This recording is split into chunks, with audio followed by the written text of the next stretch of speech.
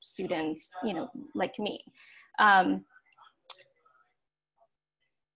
And when we think about, faculty research, the research of the mentors that make up MURAP, even your own research, I think we can all agree that we're not just taking up these research topics because they sound interesting or because they're relevant, even though of course they are, but it's because we take up these research topics because they matter in very deep and personal ways, because these research topics are born out of a space of love for our communities, out of a space for a desire to fight for social justice for our own communities. And so when everyone in a community is on the same page in that way, it just makes everything so much bearable. And I don't take that for granted at all. So I will say that you might never ever find a community like MURAP again. I mean, that's kind of been my experience. It's such a space. It's a space where you feel safe, where you feel seen, where you feel valued, and in a way where you don't have to defend your research or say, oh, this is why it's valuable. We already know that it's valuable. And as Emma mentioned, some of my very close friends have come out of MURAP, and I have mentors, right, that are in the program now. Dr. Ariana Vigil was on my dissertation committee. Dr. Ashley Lucas, who worked for MURAP for a very long time and was at UNC. She's now at the University of Michigan, but she's also one of my dear mentors. Dr. Rosa Perelmuter, a dear mentor over the years. Even last year, as I was transitioning right out of the graduate student identity, she was still mentoring me on this last interview that I had. And so all of these things, right, there's just no amount of money that you can pay anyone to do to help you in that capacity. And to speak briefly about my trajectory, I'll just kind of fast forward to the latter parts of graduate school, and that is that, yes, the job market is tough, but you already have so many skills that perhaps I'm just going to be honest, that perhaps your other white peers do not. You have knowledge, you're bringing knowledge, and that is the knowledge that we need at every table. And so I'll say, do not write yourself off. Yes, the job market is tough, but you will stand out. I promise you. I promise you. I was really fortunate that I had a lot of interest in my job materials. But I also explored different options. In fact, it was 2 years ago where I was invited to a training with the Boston Consulting Group, which is like a lucrative consulting business. And I got there, I got a taste of what it would be like, and I decided this is not for me. But that's to say that door, I could have walked through that door had I decided it. And having a PhD mattered for that. That's one of the reasons why I was recruited.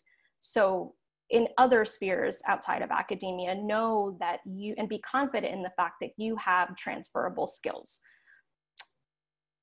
Once I decided, I don't think I'm really interested in alt-ac at the moment, I'm going to push through with the job market.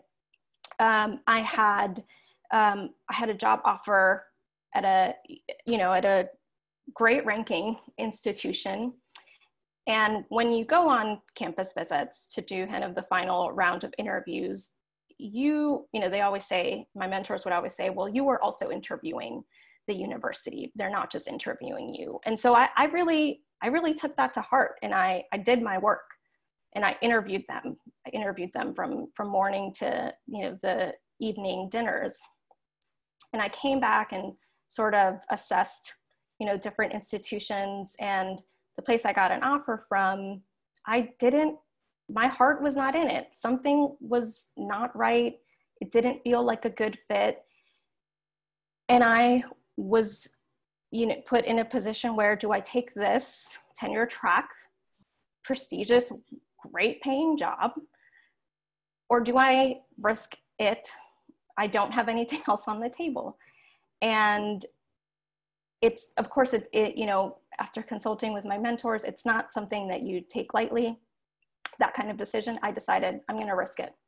And to make a story short, a couple of weeks later, as I was actually putting together the MURAP conference last year, I got a call from Brandeis saying, hey, the first person that we offered it to took a tenure track job, and we want to interview you. And I did the interview. Next day, I get the offer for a postdoc. And the pieces kind of all fell together in these past few months, because the dean then opened a position in the fall. And my chair calls me into his office. He says, I don't know that we can guarantee, you know, we can't make any guarantees. You're going to have to go through the process. And I went through all of the steps, and I was offered the job. And so I think there's something to be said, not just because of my experience, but really, if you need to know what you value, and you also have an inner voice that's going to tell you what to do. And I think that you need to follow that. And I credit some of that to MURAP, because a lot of the faculty mentors just modeled what it was like to, you know, make decisions about their, you know, in the context of their positions as administrators, right? What kind of decisions are you going to make? What kind of decisions are you going to make for your students? How are you going to fight for your students? And how are you going to fight for yourself? And what battles are you going to fight? So I'm really looking forward to the question and answer session. And I think I'll send out my email in case anyone has any other questions. Thank you so much. Okay, so it's my turn now. Before I start, my name's Unexi Cardona, and I would first like to thank Mimi Gordor for inviting me to talk on this panel. She was actually part of my 2016 MURAP cohort, and I'm really glad that we stayed in touch after MURAP. So I guess like right now we're going through COVID-19, and we're also seeing, we're going through, I think, 2 pandemics right now. So we're going through COVID-19, and we're also seeing these protests across the country in regards to police brutality, and the Black Lives Matter movement is gaining momentum. And these protests sort of gave me flashbacks to my MURAP experience. So in general, just like how Maria said it, MURAP is a very intense experience, because the goal of MURAP is to prepare you for graduate school. So as MURAP fellows, we have various workshops, such as the communications workshop. We take GRE preparation courses, and we're also trying to write a research paper that we are presenting in front of esteemed professors and colleagues during various points of the program. And so I decided that I wanted to do research about the novel, The Tattooed Soldier, which was the first Guatemalan American novel. And I did this research with my mentor, Dr. Priscilla Lane, guiding me. Dr. Priscilla Lane, she is an incredible mentor, and she was very patient with me, and she shared many articles with me that guided me through my research question. So then I decided, ultimately with her, after brainstorming with her, I decided that I was going to investigate how The Tattooed Soldier brought attention to like sort of the author's suggestions that in the United States, police brutality and immigration don't just happen in a vacuum, and how the novel helps the sort of national debate about police brutality and racial injustice. And it uses Rodney King and the Los Angeles riots as the setting to make this case.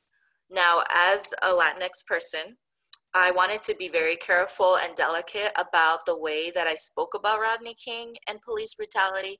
And I'm really grateful and thankful for my mentor, Dr. Lane, for guiding me through the right path.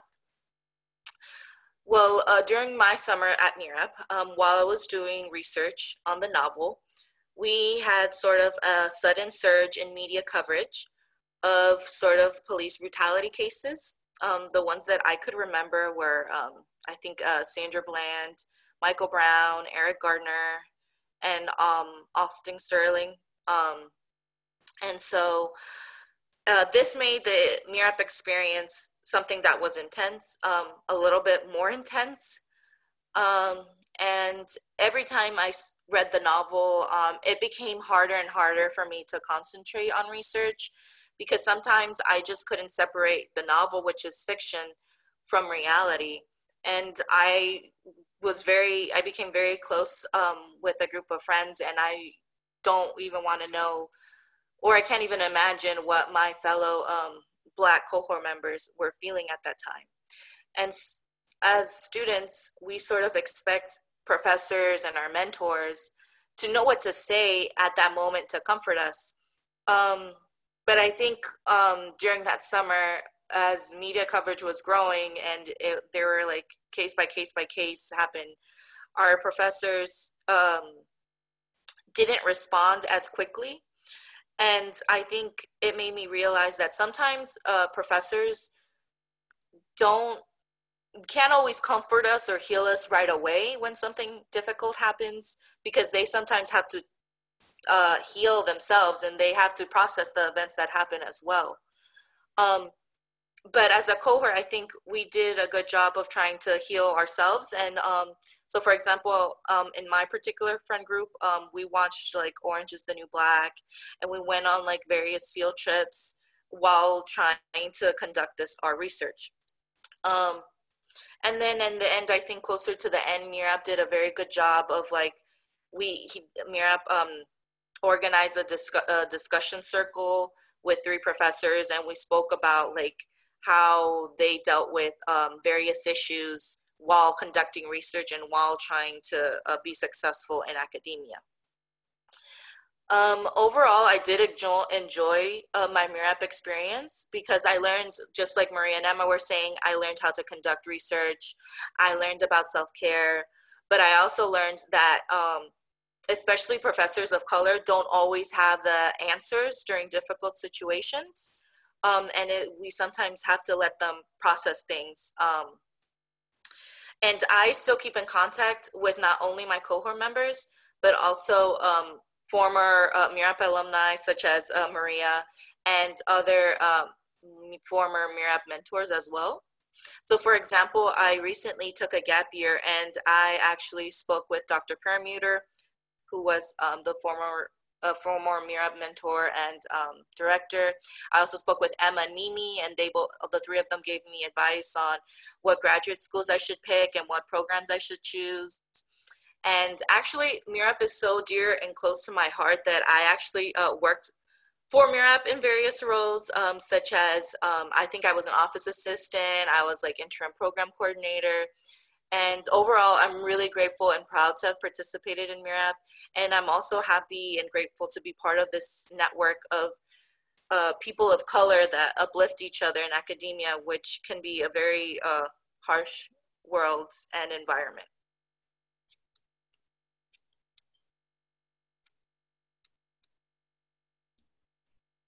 Great. Thank you so much for sharing all of these experiences and stories. I think throughout everything that you've shared, Emma, Maria, and Unexi, I hear a lot of uncertainties, right, about things that are happening in society, also uncertainties about some things that might happen in the academy. But I think a takeaway here is that MURAP has kind of brought us all some kinds of forms of strength, right, or some experiences that we can hold on to and use to guide us through these uncertainties, right, and help us through these times.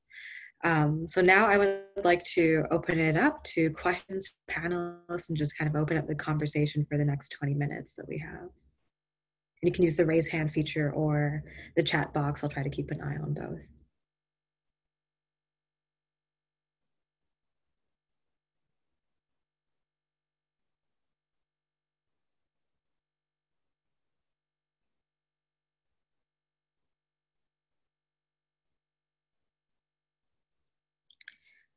So I see in the chat, we have a question from Ariel, one of our MURAP cohort members. And she asked, how long did it take each of you to finish obtaining a PhD? I think I think Maria can speak on that because we did. I don't think Emma and I have PhDs. So I did a master's first, but from PhD to the time I finished, it was 6 years. Would it be okay to have other alums in the audience who also have PhDs to answer the questions? Yeah, that would be great actually, Mimi.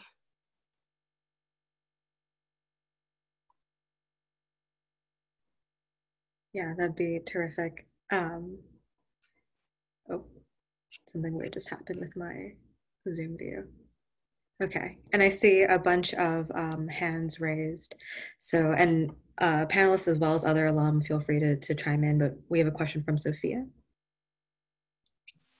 Yes, thank you so thank you so much for the panel. And I was just wondering, what would you say out of those who have completed their PhDs or those that are currently obtaining them, that what would you say your best what is the best thing you've gotten out of like your experience? Like I want to know like something like really positive and encouraging for us that are applying.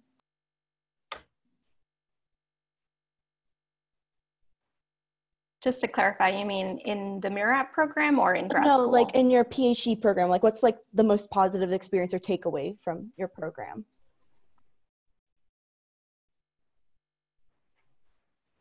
Well, I was formerly in a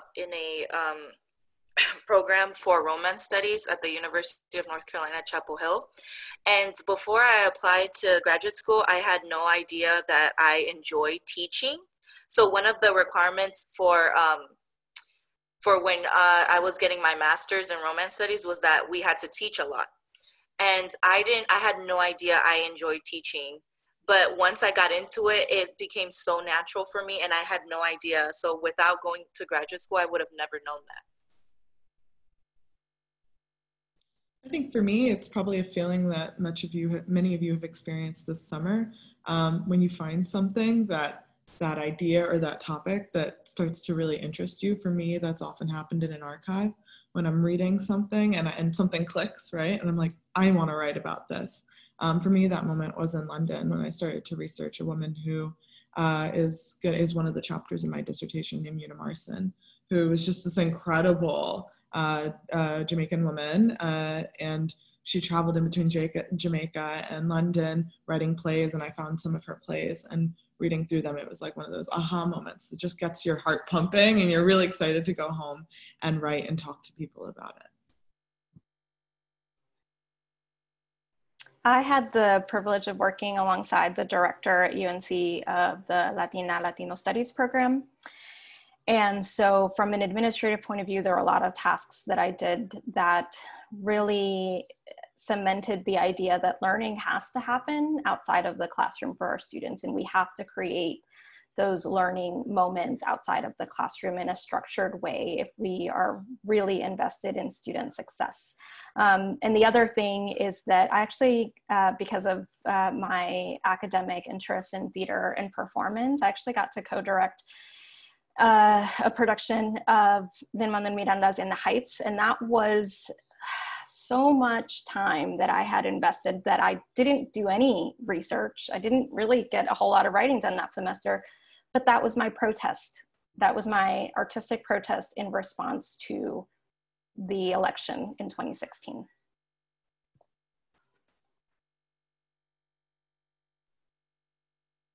Great, thank you so much. We have a question from Eden. Thank you all for sharing all of the advice and all of your stories. A lot of you guys talked about the importance in your experiences doing interdisciplinary work. And so I was just wondering what helped you solidify your decision to apply to the program and the discipline that you did.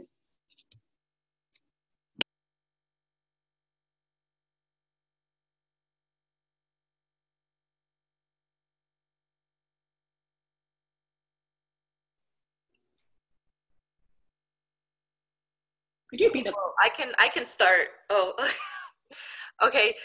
So I was previously, so I had applied. So my research experience at MURAP was incredible, and so I was I gained advice. I asked for advice from Dr. Pyrameter, and who is a former mentor and director of MURAP, and sort of guided me on what my interests were.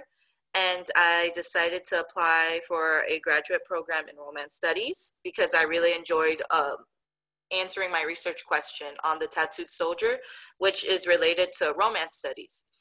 But then after gaining my master's, I realized that maybe gaining a PhD in Romance Studies, at least for me, might have not, and after speaking with various people like Mimi too, like maybe like gaining a PhD in the long run for me wasn't my ultimate goal. And so I decided to, because I gotten a bachelor's in public health and in Romance Studies, so I decided to go back to public health, and I applied to public health programs, and I'm going to start my master's in public health at the University of Miami in August. I think for me, I'm really a literature scholar, so I knew it was English. But what pulled me to Cornell was Cornell has this motto, or I think Ezra Cornell had a motto: any person, any study. And when I visited in the spring after getting all of my acceptances, the department made clear that it really followed that that sort of tenet, and sort of you can take any classes you want here and they will count for your Cornell English degree. And I think now that I was thinking about it as Unexi was talking, I think I've taken one English class to fulfill my requirements as in the Cornell English department for my PhD. I've taken classes in computer science, I've taken classes in Africana, and those have all come together for my degree. So I think it can also depend on the department and the program that you're going into as far as how capacious they are around your specific discipline.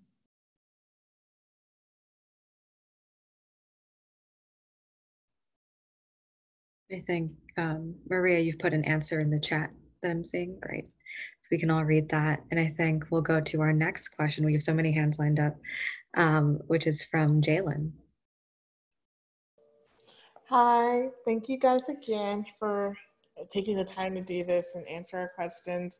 My question is about like taking a gap year. I was really interested in what you guys were sharing about that, because like I kind of regret not taking a gap year between high school and college. And so I know I definitely need a break after graduating in 2 years. So if you just talk about what that experience is like and what you learned, and, you know, would you do it over again, taking that gap year? I would definitely do it again.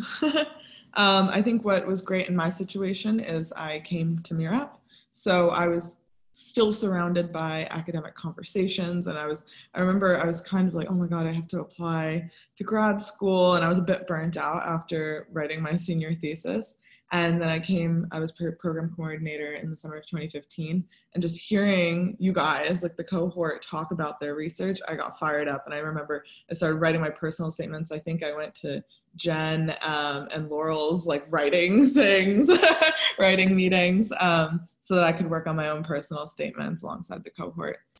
So I would say if you take a gap year, and my little brother is talking about taking that gap year right now because he doesn't want to start in a hybrid college situation, right? Make sure it's meaningful. And I think that goes with whenever, at whatever time you want to take a gap year, whether that's after grad school or before grad school, you want to do something that's going to keep moving you forward.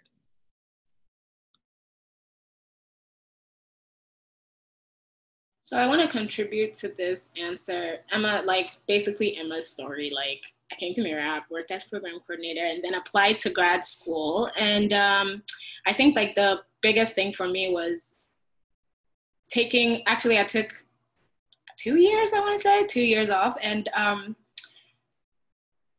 being able to be like, this is school and this is my life. Like, it's when people, you know, when I meet graduate students who just transitioned out of undergrad and they talk about how hard it is to like turn off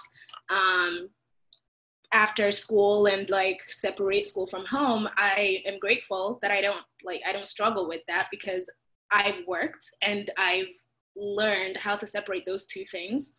And so I would say that it taught me to have a good balance between school and my life, because, you know, school doesn't have to be your life, but that's another conversation.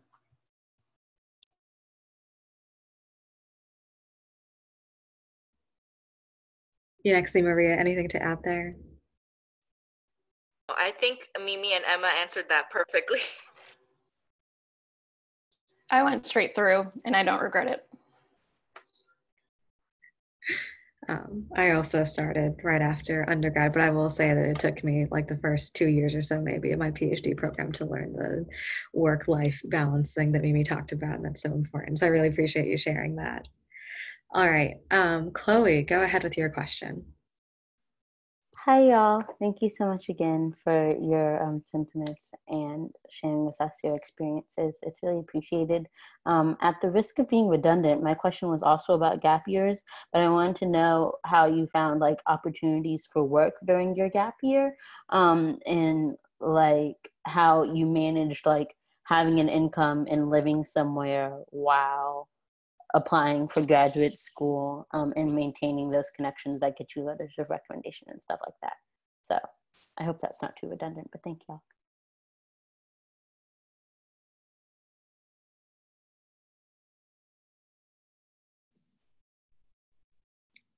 Well, I think my first gap year, it was just because Dr. P had asked me if I wanted to be program coordinator, and I was like, absolutely, I have no plan for after grad school. So that sort of fell after undergrad, so that sort of fell into my lap. As far as my current sort of gap year situation, starting in September, I actually worked at JP Morgan last summer. And that was simply because I was trying to hustle and make more money. That was really practical. So that ended up, they gave me a full-time offer, which I sort of wasn't sure. And then, you know, with the situation, I ended up going ahead. So for me, it was just sort of always kind of like looking and applying. My philosophy is apply, apply, apply. I think it's also important to keep in touch with who you think might help you, give you recommendation letters. So I hope maybe one of your MURAP mentor can help you write a recommendation letter, just like once in a while. Like if they live in your home state or in your city, just hi, you know, can we grab a cup of coffee so I can tell you like what my future plans are, or just even an email will suffice as well. And just to add to what Yanexi said, I'm talking a lot, but like essentially reaching out, I reached out to Dr. P to ask if I could, if there was a staff opening for MURAP, because I had applied to other places and I hadn't heard anything. So it was like, Yanexi actually told me that there was an opening. So again, it's about connections and friends. Like, I mean, ask your friends if they've heard of any positions, etc. Like a lot of the things, one of the things that I learned, I think, after working at MURAP is that a lot of the jobs that you see advertised have already been taken. A lot of the time. And so the best, you know, way to guarantee that, like, you know, you are the first pick on the mind of the person who is recruiting is to reach out to people and to find out what they're looking for from the person that they want to hire. I've been on the job market for 2 years, so I can tell you that.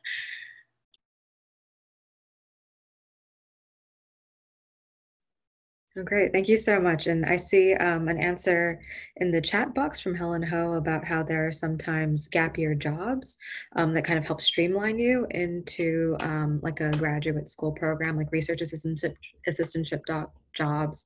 I know some people who have taken some of those jobs and then went on to go and get their PhDs afterwards. So all kinds of things to look out for, right? It's a great question. And depending on how much time this takes, this might be our last question for our panelists today. But Vicky, go ahead. Yes, thank you everybody for your stories. I had a question about, since we were just talking about the job market.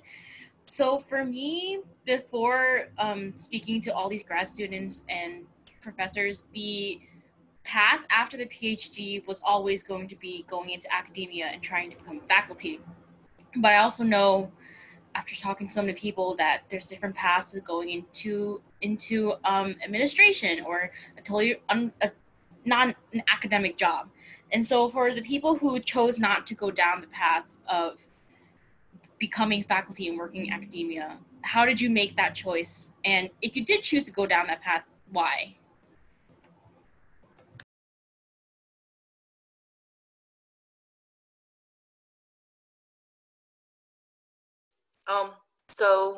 I chose not to go down the path of academia per se, because there's various reasons. I realized that one of my strengths aren't really, like, I enjoyed my MURAP experience and I produced a very well researched paper, but I realized that going into my program that research is not maybe my strongest point, but I think, and then like after speaking with like Dr. Paramuter and with other MURAP, like Emma and Mimi, I realized that my strong point is definitely like administration and like, so I guess knowing who you are and knowing yourself, and once you get to the point where you're like, yeah, I don't think this is like for me, but not making, so like there's people who realize that when it's already too late, when they're like on their like 4th or 5th year of the PhD. So my advice is knowing who you are and what your strengths are. Like I really enjoy teaching, the teaching aspect, but the research aspect, that's not my strong point. And I know that for PhDs and to be in academia, you need to have both. So early on, I decided not to continue with the program because I realized what my strengths were at the end. And also the job market for my particular discipline isn't the best. So yeah. I just wanted to echo what Maria said and sort of emphasize it, right? Just because the job market is tough doesn't mean that if that's where you want to be, you shouldn't go for it. You should absolutely go for it. For me, I had the opportunity last summer to work sort of in the corporate world, and I actually loved it and I fit in there. So in thinking about how can I best use this next year that would have been a waste if I had been stuck in Ithaca, I said I can go back there, right, and keep moving forward for myself professionally so that I have another option. If you try it, or if you know that that's not for you, getting suited up and walking to Midtown isn't for you, or sweating on the subway is not for you, then you shouldn't go for it, right? You should go for what fits with you. Yeah, I like working in groups. Sometimes I like just someone pointing at me and saying, okay, do this. And I'm like, okay, I got it. So that works for me, right? And I see someone said, do you enjoy autonomy, right? Those are good questions to ask yourself. Hey folks, my name is Masaboko. I'm MURAP 17. I am at UC Irvine for sociology PhD right now. And I just also wanted to input something that I've been thinking about a lot now. In terms of whether I want to stay in academia, thinking about international opportunities and actually being able to flip my PhD journey into a way to search, because I do international research. So I've been in countries like Cameroon, where I've been able to not only see how research and the university system operates there, which is extremely different in a lot of different ways. If people want to talk more, I definitely can. And also other opportunities outside of universities, but that still involve research, working with different NGOs or organizations. And I think a PhD is cool because if you finesse it just right, you can use the sort of opportunities, whether it's travel or networks, to figure out other ways outside of the academy to do what you love. Thank you so much for sharing that, Samas. And I think there are some connections between what you just said and what Emma said earlier about the opportunity that she recently found, right, kind of outside of the academy. All right, so we're almost at 3 o'clock, or well, now we're actually at 3 o'clock. And I know that Dr. Nguyen has some closing remarks. And I also encourage, if there are other questions that you'll have for the panelists or for any of the alum, I see people putting their addresses in the chat box. So please reach out to each other, right? And feel free to contact one another. I really enjoyed this, and I'll turn it over now to Dr. Nguyen for the closing remarks. Thank you, Leanne. And yes, feel free to use the chat box if you have other questions while I just say a few words. I just want to say thank you to all the speakers and the panelists, including our MURAP, our amazing MURAP scholars whose meticulous presentations have really raised the bar this year. I mean, I now see what the bar is for what you can accomplish in 10 weeks, and that bar is really incredibly high. You already sound like doctoral students, so you're well on your way to a graduate school education and becoming professors if that's where you want to go. And I also wanted to thank this amazing panel, right? You were MURAP alums, but also staff members, all of you, which gives you really special insight into the program. You've looked under the hood, right? And you've seen how things work. And you still, come back time and time again and just gave us such wonderful advice and insights into what MURAP has given to you and what it can do for you and your future. What you also remind me is just why I'm so proud of this program, right? It's not just a pipeline program, it's a community.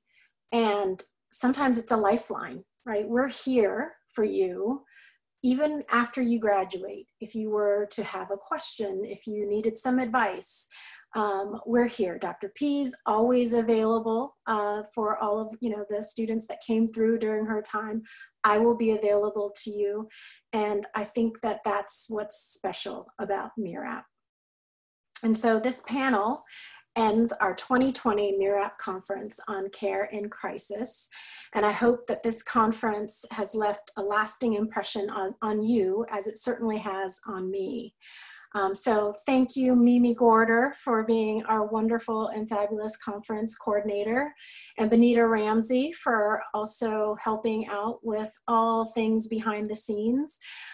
We couldn't have had such a wonderful 3-day of events that went seamlessly without all of your help and support and really leadership on this. So thank you.